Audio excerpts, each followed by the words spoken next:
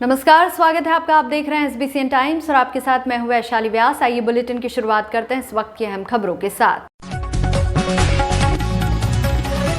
दूसरे दिन भी जारी रही पशुपतिनाथ मंदिर दान राशि की गणना। बुधवार को खोले गए थे दान पात्र। मंदसौर कृषि उपज मंडी में सोयाबीन उपज की बम्पर आवक, वाहनों की लगी लंबी कतारें। और टीन शेड हटाने से नाराज अभिभाषकों का प्रदर्शन जारी। कोर्ट परिसर में खाने पीने की चीजें बनाकर किया विरोध प्रदर्शन। मंदसौर स्थित विश्व प्रसिद्ध भगवान पशुपतिनाथ मंदिर में बुधवार को खोले गए दानपात्र की राशि की गणना दूसरे दिन गुरुवार को भी जारी रही। पहले दिन 15 लाख तक की राशि की गणना हुई, तो वहीं आज दूसरे दिन छोटे नोट और सिक्कों की गणना की गई। मंदिर प्रबंध समिति के प्रबंधक राहुल रुनवाल ने बताया कि अष्टमुखी भगवान पशुपतिनाथ मंदिर परिसर के दान पात्र जो कि बुधवार को खोले गए थे और दान राशि की गणना प्रारंभ की गई थी। दान राशि की गणना आज गुरुवार को दूसरे दिन भी जारी रही। प्रबंधक राहुल रुनवाल ने बताया कि पहले दिन बुधवार को 15 लाख रुपए तक की राशि की गणना की जा चुकी थी। वहीं आज गुरुवार को 10 रुपए के नोट व दान राशि में प्राप्त सिक्कों की गणना की जा रही है। जल्द ही ये गणना पूरी होगी।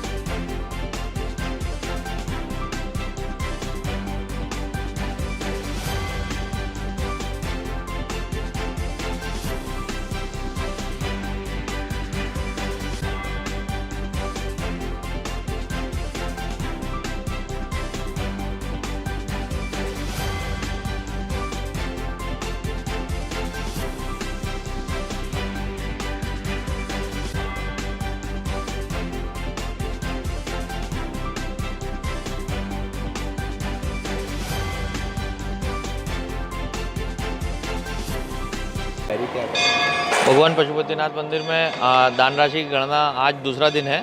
पहले दिन में 15,48,000 के लगभग जो है राशि निकली है। आज भी गणना का कार्य चल रहा है, जिसमें आज छोटे नोट जो 10-10 के नोट हैं और साथ ही जो चिल्लर है वो शेष उसका गणना का कार्य चल रहा है। धन्यवाद। मंदसौर कृषि उपज मंडी में इन दिनों सोयाबीन की उपज की बम्पर आवक हो रही है। सोयाबीन की इस बम्पर आवक के चलते जहां मंडी परिसर में किसानों की भीड़ लगी है, तो वहीं मंडी के बाहर वाहनों की लंबी लंबी कतारें भी है। गुरुवार की ये तस्वीरें हैं जो कि साफ बता रही है कि मंदसौर कृषि उपज मंडी में सोयाबीन उपज की किस हद तक आवक हो रही है। इन दिनों बम्पर आवक मंडी परिसर में देखी जा रही है, लिहाजा मंडी के बाहर वाहनों की लंबी लंबी कतार भी लगी हुई है। वाहनों की लंबी कतार से जाम की स्थिति भी देखी जा रही है। वाहनों की कतार में खड़े किसान अपनी बारी का इंतजार कर रहे हैं। वहीं दूसरी ओर मंडी परिसर में किसानों की भारी भीड़ है। गौरतलब है कि दीपावली के बाद से लगातार मंडी परिसर में कुछ ऐसे ही हालात बने हुए हैं। बड़ी संख्या में किसान अपनी उपज लेकर कृषि उपज मंडी पहुंच रहे हैं। इन दिनों सोयाबीन की बम्पर आवक देखी जा रही है। तो इससे पहले की बात करें तो मंदसौर कृषि उपज मंडी लहसुन की उपज को लेकर पहले ही चर्चित रही है। यहाँ जिले सहित अन्य जिलों से भी किसान लहसुन की उपज लेकर बिक्री हेतु पहुंचते हैं। जहां एक और लहसुन की बम्पर आवक होती है, तो वहीं इन दिनों सोयाबीन की बम्पर आवक मंडी परिसर को पीले सोने की तरह खिलखिला रही है।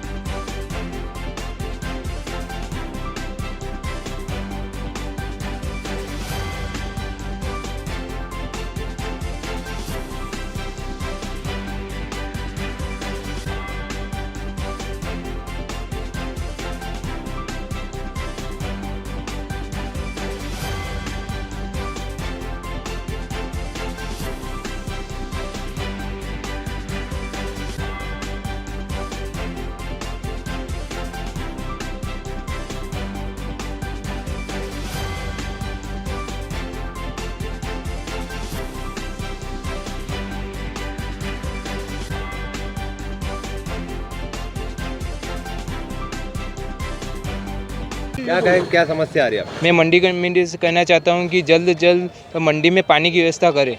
क्या लगता है यहाँ पानी पीने का नहीं है? पीने का पानी भी नहीं है, बहुत दिन हो गए, टंकियाँ सारी खाली पड़ी हुई। तो अभी पानी पीना आप कहाँ जाते हैं? हम बाहर जाते हैं, पैसे देकर पानी पीते हैं। तो यहाँ मंडी में कहीं पानी की व्यवस्था नहीं? कोई व्यवस्था नहीं। आप सारे किसान मतलब सारे किसान बाहर जा रहे हैं, कोई घर से ला रहा है, कोई कहीं से ला रहा है, कुएं से ला रहा है। मतलब ऐसी गर्मी में आप किसान काम कर रहे हैं और पानी पीने की व्यवस्था नहीं है? पानी का प्रबंधन नहीं है। बहुत क्या कहें, किस तरह सोयाबीन बिक रही है? सोयाबीन तो बहुत कम बिक रही है, काश्तकार बहुत परेशान है, पैसे नहीं मिल रहे हैं अभी। क्या सरकार कोई सुन नहीं रही। बम्पर आवक तो है बहुत, बम्पर आवक तो है, परंतु क्या करें, अभी शादी वादी ब्याह आ गया, बेचना पड़ रही। खाद बीज के पैसे बहुत लग रहे, पैसे नहीं मिल रहे काश्तकार को, मजदूरों को पैसे देना पड़ रहे हैं। क्या लग रहा है, रेट कम आ रहा है? रेट कम आ रहा, बहुत कम रेट। क्या गए साल इस टाइम पे 65 तो बिकी थी, इस साल 5000 ही बिक रही। क्या था 5000 में माइनस में, हाँ और माइनस जा रही। सोयाबीन बहुत कम बिक रही, कम भाव में ले रहे हैं, मन पड़े वो बोली लगा रहे हैं, वो हानि कर रहे हैं। इधर उधर की बोली मत लगाओ, इशाराबाजी में काम चल रहा है। हाँ जी, क्या है, किस तरह से आवक है? आवक सोयाबीन में 8000 के समथिंग है और बढ़िया आवक हो रही है। कल 12000 थी, आज 8000 की आवक है। सोयाबीन बिक रहा है 5300 से 54-55 तक, बिजवारा 56 काफी लंबी आवक। थोड़ी व्यवस्था है कमजोर है, इसलिए लाइन। दिल्ली के श्रद्धा हत्याकांड ने देश भर को हिला कर रख दिया है। खबरों के मुताबिक आफताब ने श्रद्धा के शरीर के 35 टुकड़े किए और जंगल में फेंक दिए, लेकिन प्यार, तकरार और शरीर के कई टुकड़े करने का यह मामला सामने आया है। श्रद्धा मर्डर केस में पुलिस को मर्डर वेपन और बॉडी के सिर की तलाश है। हत्या के आरोपी आफताब अमीन पूनावाला ने बताया है कि उसने सिर को सबसे अंत में फेंका था।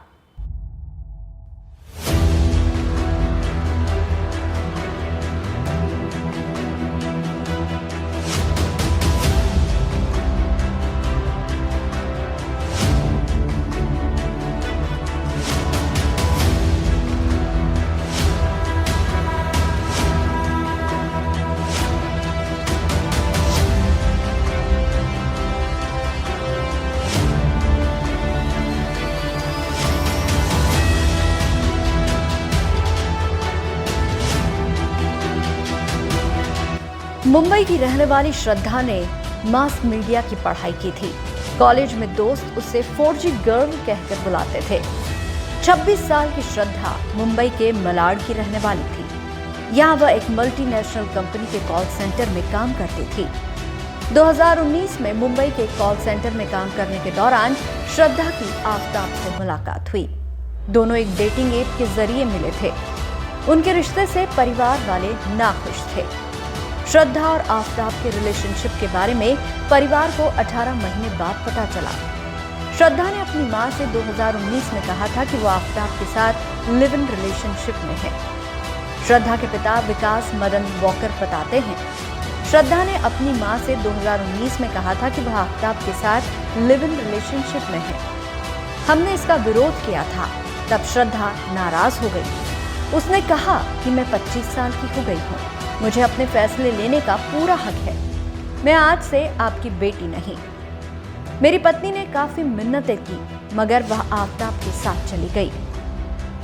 श्रद्धा अपने क्लासमेट लक्ष्मण से कांटेक्ट में थी। लक्ष्मण ही श्रद्धा के पिता विकास मदन वॉकर को जानकारी देता था। जब श्रद्धा ने कई दिन तक लक्ष्मण का फोन नहीं उठाया तो उसने श्रद्धा के पिता को जानकारी दी। इस पर पिता ने कहा कि सोशल मीडिया पर भी कोई अपडेट नहीं मिल रही है। विकास बेटी का हालचाल जानने 8 नवंबर को दिल्ली पहुंचे। जब वे उसके घर पहुंचे तो ताला लगा था। कुछ रिपोर्ट्स में दावा किया जा रहा है कि श्रद्धा ने मां से फोन पर कहा था कि आफताब उसके साथ मारपीट करता है। श्रद्धा की मां की मौत के बाद वह अपने घर आई थी। तब उसने अपने पिता से भी मारपीट की बात कही थी। उन्होंने महरौली पुलिस में बेटी के अगवा होने की शिकायत की। साउथ दिल्ली के एडिशनल डीसीपी अंकित चौहान ने बताया, 18 मई को झगड़े के बाद आफताब ने श्रद्धा की गला दबाकर हत्या कर दी। इसके बाद उसने उसकी बॉडी के 35 टुकड़े किए और उन्हें फ्रिज में रख दिया। पुलिस ने बताया कि वह हर रोज रात को 2 बजे घर से निकलता और टुकड़ों को दिल्ली के अलग अलग इलाकों में ठिकाने लगाता। पिता की शिकायत पर पुलिस के पास जब श्रद्धा के पिता विकास ने अपहरण की शिकायत दर्ज की तो आफताब जांच के दायरे में आया। उसकी लोकेशन रोज रात 2 बजे महरौली के जंगलों में मिलती थी। पुलिस के एक अधिकारी ने कहा, पहले तो आफताब कहता रहा कि श्रद्धा दिल्ली छोड़कर चली गई है। जब सख्ती से पूछताछ की गई तो उसने हत्या की बात कबूली और पूरी कहानी बताई। पुलिस सूत्रों के मुताबिक आफताब ने पूछताछ में बताया, श्रद्धा को 10 दिन पहले ही मार देता, लेकिन झगड़े के बाद श्रद्धा इमोशनल हो गई थी, इसीलिए उसने मारने का प्लान कैंसिल कर दिया। आफताब ने आगे बताया कि श्रद्धा ने फोन पर उसे किसी लड़की से बात करते हुए सुन लिया था, जिसके बाद दोनों की लड़ाई हुई थी। एक पुलिस अफसर ने कहा, आफताब वेब सीरीज और खासतौर पर क्राइम शोज देखने का आदी था। इन्हीं को देखकर उसने ये सीखा कि कैसे श्रद्धा को फैमिली और फ्रेंड्स की नजरों में उसे जिंदा दिखाया जाए। 28 साल के आफताब ने 18 मई को 27 साल की श्रद्धा का मर्डर कर दिया था। शरीर के 35 टुकड़े किए थे। इन्हें रखने के लिए 300 लीटर का फ्रिज खरीदा। 18 दिन तक रोज रात 2 बजे जंगल में इन्हें फेंकने जाता था। श्रद्धा के बॉडी पार्ट्स को आरी से काटकर फ्रिज में सुरक्षित रखने और उसे 18 दिन तक लगातार जंगलों में ठिकाने लगाने का आइडिया भी इन्हीं वेब सीरीज और क्राइम शो से सीखा था। गूगल के जरिए उसने खून साफ करने का तरीका भी ढूंढा था।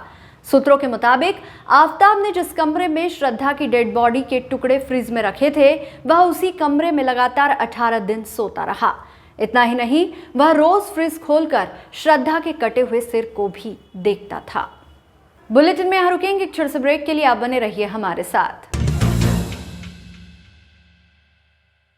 टीन शेड हटाने से नाराज अभिभाषकों का प्रदर्शन गुरुवार को भी जारी रहा। गुरुवार को भी नाराज अभिभाषकों ने कोर्ट परिसर में पकोड़े और सूजी का हलवा व अन्य चीजें बनाकर विरोध प्रदर्शन किया।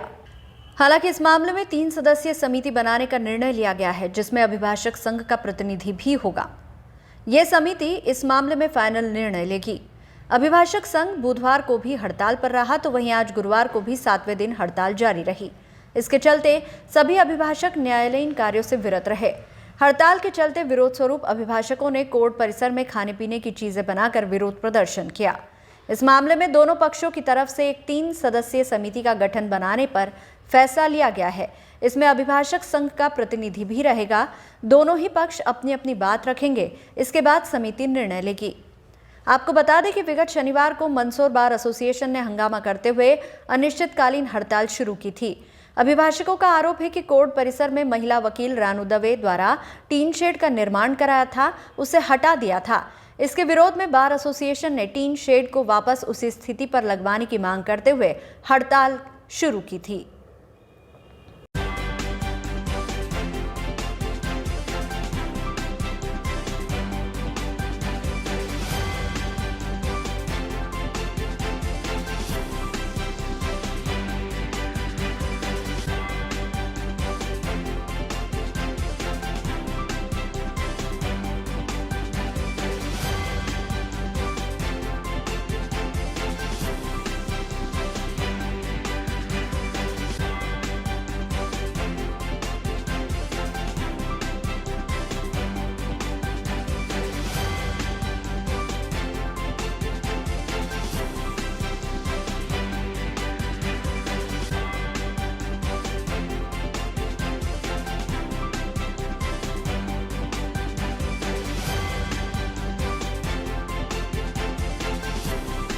आज 7वां दिन है। सातवां दिन है और आपने आज भजिए बनवाए हैं और आप कुछ मांगे मान ली गई, ऐसा भी बताया गया है। नहीं, अभी ऐसा नहीं है।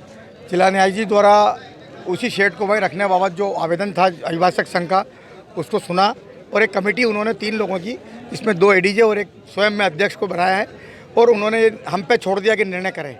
अभी दोनों एडीजे से चर्चा करेंगे। अगर वो तैयार हो जाएंगे कि वापस वहीं रखा जाए तो उसको वहीं रखने का हम प्रतिवेदन प्रस्तुत कर देंगे।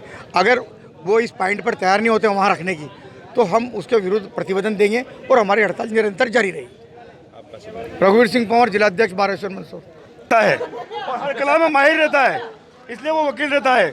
तो वकील कभी भूखे नहीं मरता है। अगर कोई इस गलतफहमी में है कि हम वकीलों के साथ तानाशाही करेंगे, इनको भूखा मार देंगे, तो वकील तो सब काम करना जानता है, ये बताने के लिए। और दूसरा, एंजॉय के साथ सत्याग्रह, कोई टेंशन नहीं, कोई गाली गुप्ता नहीं, पकौड़ी खाओ, अध्यक्ष जी ने हलवा बुलाया, हलवा खाओ और अनशन करो। कुछ आपकी मांगे मान ली गई? मांग हमारे अध्यक्ष जी ने बाहर ने बताई, वो मांग है, और सब मांगे नहीं मानी जाएगी तब तक ये पकौड़ा पार्टी चलती रहेगी। आगामी 8 दिसंबर को मनाए जाने वाले मंदसौर के गौरव दिवस कार्यक्रम को लेकर गुरुवार को शहर में जागरूकता रैली निकाली गई। रैली में शहर के विभिन्न स्कूलों के छात्र छात्राएं मौजूद रहे। गौरतलब है कि आगामी 8 दिसंबर को मंदसौर का गौरव दिवस धूमधाम से मनाया जाएगा, जिसे लेकर अलग अलग प्रकार से तैयारियां की जा रही है। जिला प्रशासन द्वारा गौरव दिवस कार्यक्रम से पहले विभिन्न प्रकार के कार्यक्रम भी जागरूकता को लेकर आयोजित करवाए जा रहे हैं। इसी कड़ी में गुरुवार को मंदसौर शहर में शहर के विभिन्न स्कूलों के विद्यार्थियों के साथ एक जागरूकता रैली निकाली। इस रैली में जहां मुख्य रूप से विद्यालय के छात्र छात्राएं मौजूद रहे, तो वहीं नगर पालिका अध्यक्ष श्रीमती रमा देवी गुर्जर, उपाध्यक्ष नम्रता प्रीतेश चावला सहित जनप्रतिनिधि भी मौजूद रहे। रैली के माध्यम से छात्र छात्राओं ने जागरूकता का संदेश दिया।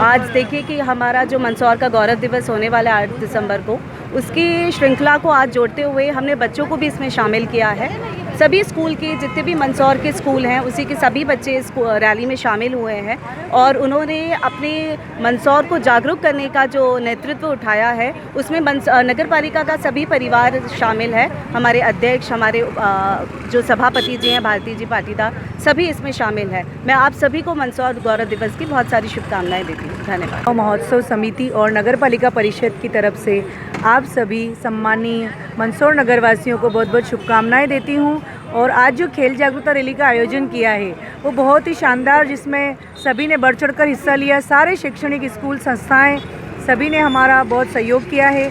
मैं आने वाली 8 दिसंबर को जब यशोधर्मन की प्रतिमा का अनावरण होगा, उसके लिए भी मैं मंदसौर नगरवासियों से आग्रह करूंगी कि जितने भी व्यापारी है, जितने भी शैक्षणिक संस्थान है, जितने भी समाज सेवी संगठन है, सभी बढ़ चढ़कर हिस्सा लें और हम सब मिलकर मंदसौर के राजा यशोधर्मन का गुणगान गाएं। धन्यवाद।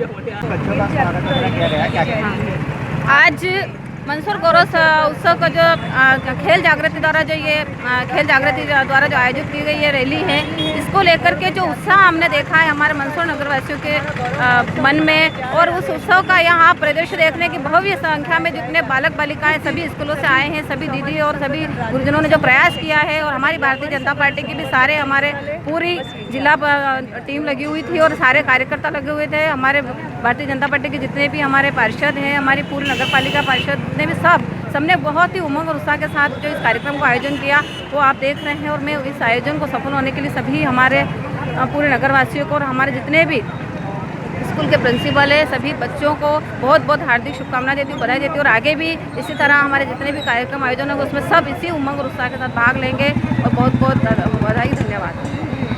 मंदसौर में जिला पेंशनर एसोसिएशन विद्युत मंडल कर्मचारियों द्वारा अपनी विभिन्न मांगों को लेकर विद्युत विभाग कार्यालय के बाहर किया जा रहा है धरना प्रदर्शन। गुरुवार को भी धरना प्रदर्शन जारी रहा। जिला पेंशनर एसोसिएशन ने बताया कि उनका महंगाई भत्ता सहित पेंशन संबंधी मांगों को लेकर वे लंबे समय से सरकार से मांग कर रहे हैं, लेकिन सरकार का इस और कोई ध्यान नहीं है। इसके साथ ही धारा 49 अभी तक नहीं हटाई गई। इन्हीं तमाम मांगों को लेकर विद्युत विभाग के पेंशनर व कर्मचारी मांग कर रहे हैं, लेकिन सरकार इस और ध्यान नहीं दे रही है। मंदसौर जिला पेंशनर एसोसिएशन विद्युत मंडल कर्मचारी प्रदर्शन करते हुए सरकार से उक्त मांगे जल्द पूरी करने की मांग कर रहे हैं। पेंशनर व कर्मचारियों की इस हड़ताल को गुरुवार को चौथा दिन रहा।